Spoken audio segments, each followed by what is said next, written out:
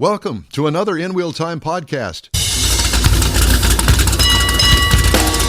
The world's favorite place to go for fun and informative car talk. This is the In Wheel Time Car Talk Show. Just ahead, Matt Stone joins us to talk about his book, DeLorean, The Rise, Fall, and Second Acts of the DeLorean Motor Company. I'm interested in second acts. Later, Jeff has the racing calendar. Mars has This Week in Auto History, and I'll get you caught up on the stories making automotive news headlines. Howdy, along with Mike out of this world, Mars. We always need more Jeff Zekin. I'm Don Armstrong. Glad you could join us on this Saturday. David Ainsley is going to be busy at our remote broadcast for October because I think every weekend but one we are out and about. Well, yes, that's correct. Well, he emailed. He says, hey, he's looking forward to it. Yeah. Did you get the email? I did, yeah. So, David, believe it or not, David will make it happen. Internet works. It does. In the house. Yeah. It works out here, too, if we can get connected to it. Oh, I'm sorry. My Tourette's is acting up again. Yeah. There you go. Okay. So let us talk right now with our guest this hour. His name is Matt Stone. Matt, good morning to you. Hi, guys. How are you? Very well, thank you. Matt has written a book called DeLorean, The Rise, Fall, and Second Acts of the DeLorean Motor Company. Now, you're not the only one that has written a book about it, because I'll tell you this, the story behind John DeLorean is truly amazing. Very successful man with General Motors for decades, went on and to build his own car that we all know from Back to the Future and other things. It really is an iconic car now. Matter of fact, they're fixing up the old ones, and they've come out with a new one. So let's talk about the book, Matt, and what motivated you to write the book? To me, guys, this is the story that you think you knew, but you probably don't. You know, everybody knows little bits and pieces of it, but it has been some number of years before anybody has written a comprehensive book about the guy, the car, the company, the life, the movies, the bust, all of that. And as you know, and you mentioned, there have been a number of books over time. Honestly, a couple of them are pretty good. Some of them, not so much. But a lot has happened somewhat recently. And it just kind of felt, and there were some anniversaries involved here too, but I just felt it was time to take a new, fresh, journalistic, holistic, overall look at the DeLorean affair, because it's been a long time since anybody's done it. And give me a brief overview, if you will, in 60 seconds, so everybody knows who we're talking about here, and John DeLorean. Of course, famous for the DeLorean Motor Car Company, but he has a long history with General Motors and a very successful one. Indeed. He is a Detroit-born guy, born of a kind of a hard-scrabble, lower-middle-class life in Detroit. And grew up and went to school, an engineering school, and became an engineer. And right out of school, he went to work, and he spent time with Packard. Remember them? I do, yes. Mm-hmm. And before joining General Motors, and joined the General Motors Pontiac division, and had a long career with General Motors from the 50s until almost the 70s, and it was an interesting ride for him all the way. He was somewhat the rebel, somewhat the outcast, and didn't always like the way things worked at General Motors, but was able to work within and sometimes without the system. And brought a lot of innovation and development and good things to Pontiac. Most widely recognized as one of the absolute fathers of the Pontiac GTO in 1964, which we all remember. And a fascinating guy. I mean, I've learned a lot about him in the year that I spent putting this together, and I knew a fair amount about him before, but it was an interesting ride. Just really learning more and learning deeper about what this guy accomplished, and then where things didn't go as well as one might have hoped. But a serious car guy, interesting personality, and he said he was going to build a very special, unique sports car in all the world, and he did. Put his name on the building, put his name on the door, and then it kind of all went pear-shaped a little bit, and unfortunately wound to an end in 1980, in the early 1980s. 1983 was about the end of it for what we knew as the DeLorean Motor Company, and he passed away in about 2000, I guess, at the age of 80. And it's just a fascinating ride if you love automotive history stories. What really stands out in your mind that you found out that most people hadn't heard of before? Wow. There's a whole lot of stuff. I think, boy, that's tough. That is a tough question.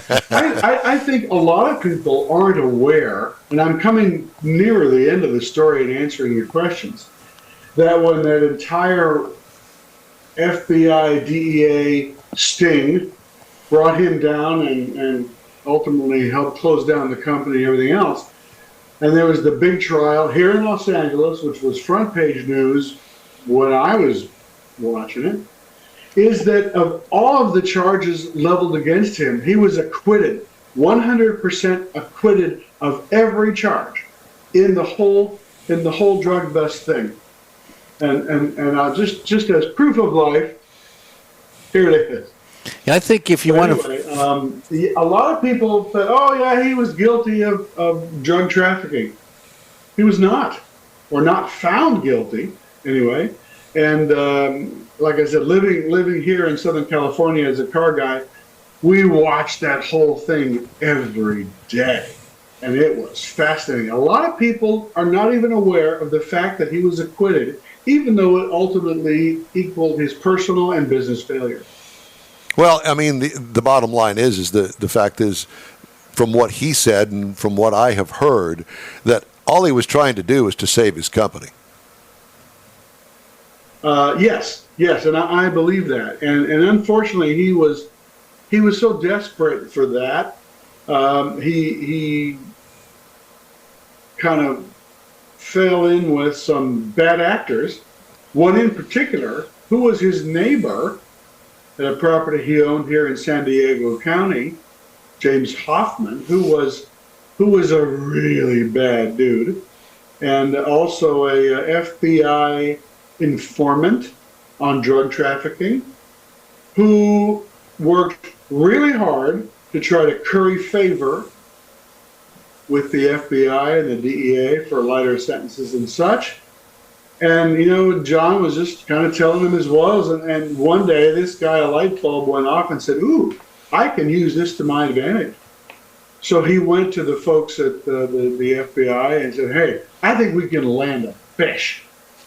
And that's what they tried to do. So that's all in the book? Yes. Okay, let me focus a minute on the actual DeLorean Motor Company, in the fact that at first there was a lot of flash about the car because it was, gull wing doors, it was affordable, and all of the things that attracted people to it, but it didn't resonate with a lot of people. What was it in particular that prevented the sales, the big sales of the cars that he really was depending on to keep the company afloat? Was it the engine? Was it the poor performance? Did he have to make sacrifices within the car that didn't resonate with people? What was the problem?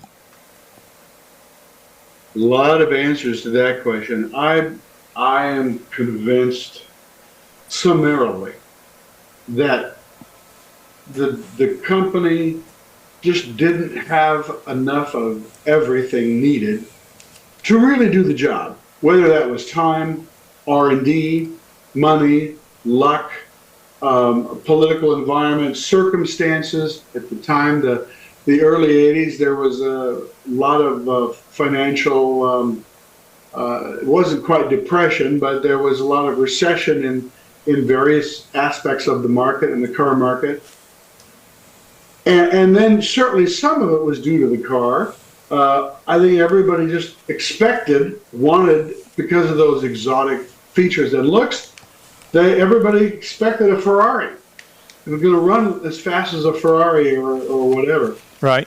And I think that the car just being of moderate performance, although they're actually quite lovely to drive, and I've driven several of them, it never kind of met everybody's expectation. Being that expectation real or not, it just kind of never met everybody's hopes and expectations for the car.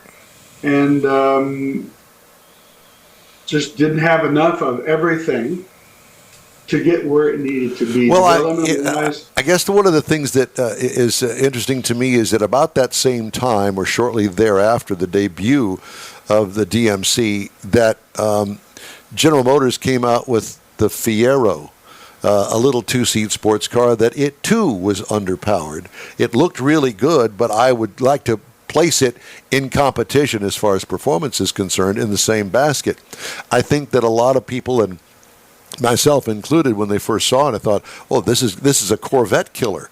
And as it turned out, it wasn't. So there were a lot of, I guess, preconceived notions about the car being a performer that it never lived up to, and it was kind of disappointing. I will say that even to this day, the stainless steel thing was truly amazing, and matter of fact, so much so that we know of a car manufacturer that has come out with a stainless steel pickup truck. And so that wasn't that far-fetched if you look at it in retrospect, but it really was a wow factor for the vehicle. So there were a lot of things that were positive about it, but a lot of things that were negative about it. And the fact that he built the thing over in Ireland because they gave him money to build the factory there, thinking that it was going to be a real success, and as it turned out, it was a huge failure. Well, during a tumultuous time there in Ireland too, with the wars and all that stuff. Yeah. So that's So I guess all of that is in your book. Oh yeah, I outline and go through all of this stuff. Tumultuous times in Belfast. That word doesn't even cover it. Well, it was just crazy political environment there, and wars and bombings. And I mean, I've got pictures in the book of streets and buildings on fire. I mean, this was a very volatile place to do it, because of course they had before, at that time, was about 30%. Think of that number, 30% unemployment in Northern Ireland, in Belfast. And everybody was on the government dole. And about all they had time to do was fight. So naturally, the British government really wanted to solve this problem, and had lots and lots of money to throw at it. And they did, as you said, they financed DeLorean to a great extent, with the intent of putting local people back to work. And it fascinates me that for many of the guys and gals that went to work at DeLorean, other than, kind of freelancing as a painter or a plumber, or whatever little side work they could put together, this was their first real job. Think about that. Yeah. Guys in their 20s, 30s, 40s had never held a job up until the time they went to work and training at DeLorean. That to me is fascinating. College? They didn't go to college. A lot of them didn't finish high school. So for so many of these employees, it was their first job. Wow. That's kind of mind-blowing. And they could actually go to work at a clean, beautiful factory, be trained, and put food on their table. Quite an opportunity. So, Matt, let me ask you, what do you think that sales look like for your book? We're trying to help you here, and all I could think of was timing is pretty good. We got Christmas coming up, great Christmas gift. How many pages in the book? Well, let's just see. Start at the beginning. Yeah, 1, 2, 3. I know how many I typed. Yeah, and it wound up being. 191. Oh, we can do that. Oh, yeah. As long as the type isn't too small where I can't read it. We sell the magnifying glasses. Cheaters. Just for gray hairs like us. Yeah, exactly. Well, and I assume that it is available everywhere, including Amazon? Yes. Yeah, its technical publication date is September 17th. But they are in warehouses right now, and they're taking orders, and we'll be filling them here in another week or so. So you could buy publisher direct from Motorbooks, motorbooks.com or Corto.com, whatever they call it these days. But Amazon, absolutely. And certainly all the automotive bookstores like Auto Books out here in Burbank, California will sell it. And it should be pretty widely available for the usual automotive book titles yet. Wonderful. You live in Burbank? I do not. I currently live in Camarillo, but California, which is right next to Ventura. Okay. But used to live in Glendale, which was next to beautiful downtown Burbank. There's a highway in Ventura. Yeah, Ventura Highway. That's it. 101. Matt Stone, it's a pleasure and honor to talk to you, and we look forward to reading your book, DeLorean, The Rise and Fall and Second Acts of the DeLorean Motor Company. Thanks again for getting up and joining us today here in Houston, Texas. That's okay. I was actually up hours ago. Were you? My nephew got married in Prague. Oh. Which meant I was watching the live stream at 6 o'clock this morning Pacific time. Well, so it's okay. What a way to start the day. Looking and waiting for you. Well, that's perfect. Well, thank him for us. Congratulations to him. To get you up out of the bed. There you go. We appreciate it. Matt, talk to you again soon. Thanks again. You bet, guys. Anytime, I appreciate it. You bet. Thank you. Fun. Yeah. The In Wheel Time Car Talk Show is available 24/7 through the iHeartRadio app. Just look for In Wheel Time Car Talk. We also video stream on Facebook, YouTube, and InWheelTime.com. We do. And podcasts are available from your favorite podcast provider. The In Wheel Time Car Talk Show will continue right after this quick break. The original group of Lupe Tortilla restaurants will have you telling your family and friends just what the original recipe means when it comes to the best fajitas in Southeast Texas. Founder Stan Holt invites you to visit the first Lupe Tortilla near I-10 and Highway 6. Here is the original house that inspired the design of all the rest and the original charm that helped make Lupe Tortilla the go-to destination for Houston Tex-Mex. Nothing can compete with the original lime pepper marinade that everyone will agree makes Lupe Tortilla award-winning beef fajitas the best anywhere. Lupe Tortilla Katie's another location that gives you the same quality and service Houstonians have come to expect at Lupe's. It's located on 99 the Grand Parkway at Kingsland Boulevard in Katy. Find yourself in Aggieland? Head to the Lupe Tortilla in College Station. Located just around the corner from Kyle Field, it's a great place to enjoy those famous frozen margaritas before or after the game. Going to Louisiana, the Lupe Tortilla in Beaumont is on I-10, so you can't miss it. The original group of Lupe Tortilla restaurants has the best Tex-Mex anywhere, and you're invited anytime. Your car is a direct reflection of you, so don't be satisfied with color fade or a dingy, dull appearance. Get rid of those terrible automated car wash scratches. Gulf Coast Auto Shield is your Save the Paint company.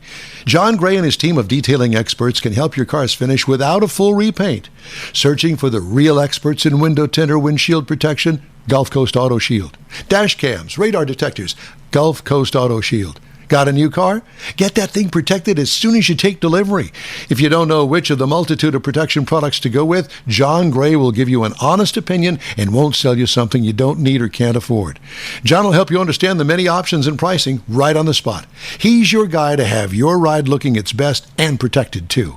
See the state-of-the-art shop yourself. Free tours anytime. Gulf Coast Auto Shield is easy to get to, located just south of the Southwest Freeway on the Sam Houston Parkway.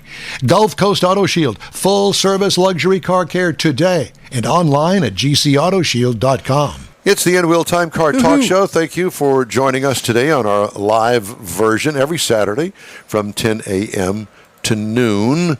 That's what we got lined up for you every week. As a matter of fact, we're going to throw a little caveat into that. Ooh, I like caveats. Do you? Yeah. They taste good, don't they? With mustard. Yeah. Mustard. Okay. I like mine with That's horseradish mustard. Oh, there you go. Horsey sauce. Yeah, I like Spicy that. touch. Yeah. Just like me. So here are some of the things that we've got lined up for remote broadcasts. We're on the September 28th, we're going to be at Woody's Waterfront Custom Car Show in San Leon, Texas. Oh, boy. As opposed Some people to call Leon. it there's no such thing except in France. On the 12th of October, we're going to be at the That place. Space City. Shh. Here, you want to do it? No. I'm just trying to get you started. We're laughing with you. Space City Corvette Club at Stevenson Park in Friendswood. That's a big car show. It's not just Corvettes. It's a great show. Open. Yeah, open car show. We're going to be sponsored by Emmons Autoplex. There you for go. the broadcast. Emmons Autoplex is going to sponsor us, and we're really excited about that. October the 19th, Spring Branch High School Museum car show. Yeah. I think you're going to be surprised at that. I'm going to make it a point. I told you she's got to take you. You keep pointing through a tour. that pin at me. I know. That's a... Like, I'm telling you, you are going to love that museum as much as you like all your nostalgic stuff.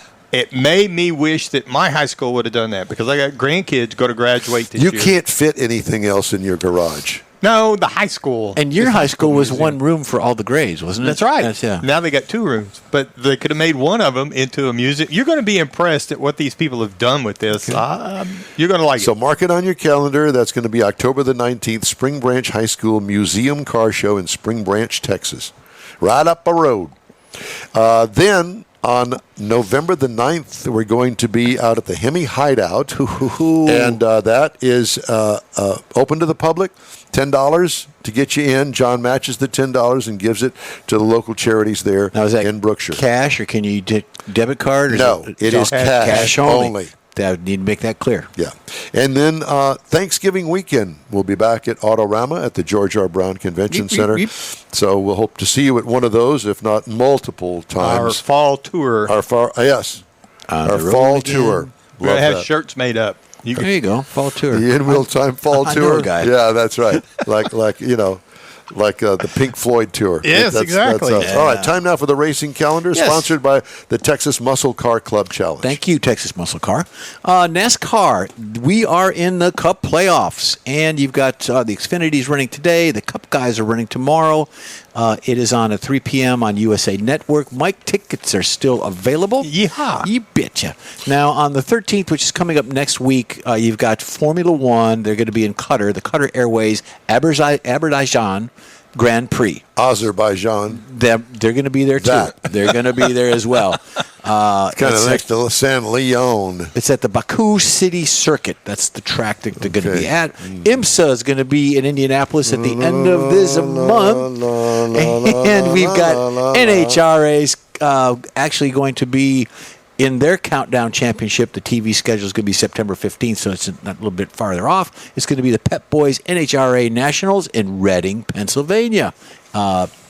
To be determined on the network, but it's I've going to been be to at 2 Reading, p.m. Pennsylvania, the drag strip there, and that's an interesting part of the country. Yep, sure Went is. out to eat one night, and the Amish were there eating with us. Oh, boy. It was an interesting place. Wow. Oh, yeah. That's They have a cool. lot of full-service sit-down restaurants up there. You know, mom-and-pop restaurants. Yeah. Very nice. Food was great. It was just very different from Yeah. what we experienced down here. When I was with Keystone, Pennsylvania, it's in Pennsylvania, the headquarters, and Joe Amato still live up there? yeah, it does. Yeah, nice place. Anyways, you would be like driving down your street here.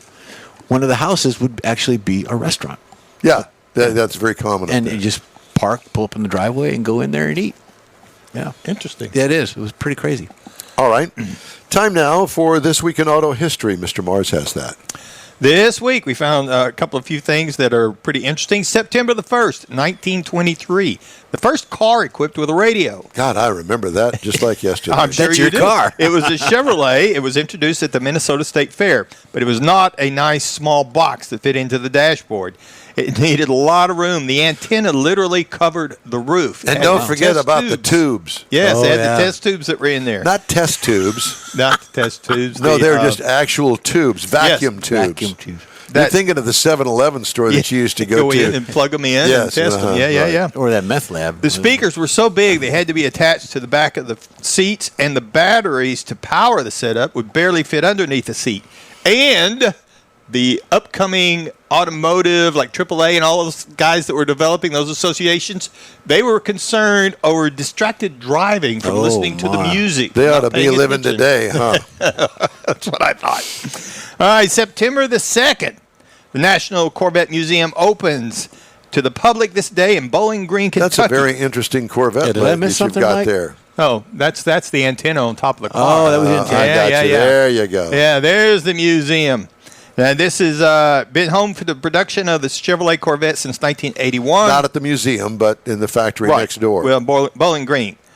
Collection of all the sports cars includes a display of the catastrophic sinkhole, and it swallowed 8 of the museum's prized cars. The National Corvette Museum that we talked about last week, their caravan, happens every 5 years as part of the anniversary celebration where thousands of Corvettes show up to celebrate in the Corvette. September the 3rd, 1964, the first Ford Mustang convertible rolled off the assembly line. Now, to decrease the development cost of the Mustang, they used the chassis and suspension and drivetrain from the Ford Falcon and the Fairlane. They did all this to cut down on cost because of the Falcon frame and the welded box section side rails. Now, although the hardtop Mustangs accounted for the highest sales, durability programs with the new frame led to the engineering of convertibles first to ensure there was adequate stiffness in the car. They did not know they built the convertible first. September the 5th, 1960. The Land Rover Series 1 made the U.S. debut. The Land Rover was conceived by the Rover Company in 1947 during the aftermath of World War II. Before the war, Rover produced luxury cars. Of course, after the war, those were not in demand, and raw materials were strictly rationed to companies building construction or industrial equipment or products that could be exported to earn foreign exchange. So Rover's original factory had also been bombed, so it didn't even exist.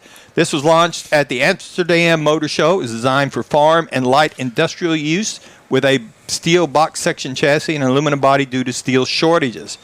Now, if you look at that car, it looks a whole lot like something else, like a Jeep.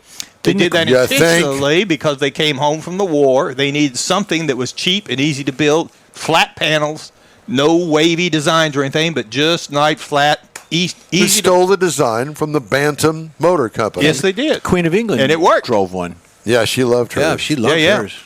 But back to the Mustang story. I watched yesterday a very interesting Jay Leno's Garage, and Bill Ford, yes, Ford Motor Company, Bill Ford, brought Jay the original, real honest-to-God pace car for the Indy 500 in 1964, the Mustang. And he was talking about the modifications that they had to do to it in a very short period of time because the original V8 Mustang could not do 140 miles an hour, which is the minimum requirement to pace the Indy 500. So they took that engine out, and Holman Moody put a race engine in it. They had to detune it because the Ford Mustang was not capable, the frame, to be able to hold all of that power and get it down to the ground. So all of the modifications, it's a fascinating 35-minute show on the Mustang and pacing the Indy 500. You know who won the Indy 500 that year? That would have been A.J. Foyt. But this particular car was not always in Bill Ford's collection of Fords, but it was owned by somebody else that had paced the car. It was a complicated story that he explained very well, and it's I couldn't stop watching it. It sounds like it. Yeah. Jay has lost a lot of weight. You know, he lost his wife not too long ago, and he had that accident. Yeah. The fire and all of that. So, but it was a fascinating interview, and Jay drove the car, 4-speed manual transmission in it, all white, and with a white convertible top. And it had the blue racing stripe in the middle of it. That's a Ford thing, and he explains it in that. It was truly, all of our listeners would love to see that. Yeah, go to YouTube and look up Jay Leno's Garage and the Ford Mustang 1964 pace car. I found it. I'll have to do that. I found it. Yeah, so. Yeah, it's very good. All right. Let's take a quick break, shall we? Okay. We'd love to hear from you. Just shoot us an email. The address here is info@inwheeltime.com. Quick break now. You're on the In Wheel Time Car Talk Show, streaming and podcasting around the planet. Look for us at your favorite provider. Back in a minute. Pro-Am Auto Accessories has been serving Houston's auto enthusiasts since 1984, providing world-class products for sports cars, European sedans, and American muscle. Pro-Am is known as the place to go to find exclusive and hard-to-find parts and accessories. Pro-Am is one of the very first distributors in the USA for brands such as Recaro, Redline, Momo, Corbo, and Simpson. Located in the heart of Houston's premier retail and service corridor, the Galleria area, Pro-Am's walk-in storefront includes an 8,000-square-foot warehouse, showroom, and installation bays. Pro-Am not only sells parts and accessories, but also offers installation and service. Pro-Am is now reaching a worldwide audience through Pro-Am.com, taking its local reputation to the rest of the world. At Pro-Am Auto, you'll be dealing with a small group of professionals who truly want to help you with your automotive needs. If you don't see what you're looking for on the website, call and Pro-Am will lend you a hand. Pro-Am Auto, 6125 Richmond at Green Ridge in Houston's Galleria area. Call them at 713-781-7755. The award-winning In Wheel Time Car Talk Show brings you great guest interviews each week from manufacturers and suppliers to the aftermarket, racers, enthusiasts, and other friends just like you and me who love to talk about all things automotive. The In Wheel Time Car Talk Show takes it to the road, too, with remotes at Tailpipes and Tacos, Woody's Waterfront Car Show, and the Hemi Hideout. In Wheel Time's live video and audio stream can be found on the iHeartRadio app, YouTube, Facebook, and InWheelTime.com every Saturday, 10 a.m. to noon Central Time, or grab a podcast anytime from your favorite podcast provider. That's it for this podcast episode of the In Wheel Time Car Show. I'm Don Armstrong, inviting you to join us for our live show every Saturday morning on Facebook, YouTube, Twitch, and our InWheelTime.com website. Podcasts are available on Apple Podcasts, Spotify, Stitcher, iHeart Podcast, Podcast Addict, TuneIn, Pandora, and Amazon Music. Keep listening, and we'll see you soon.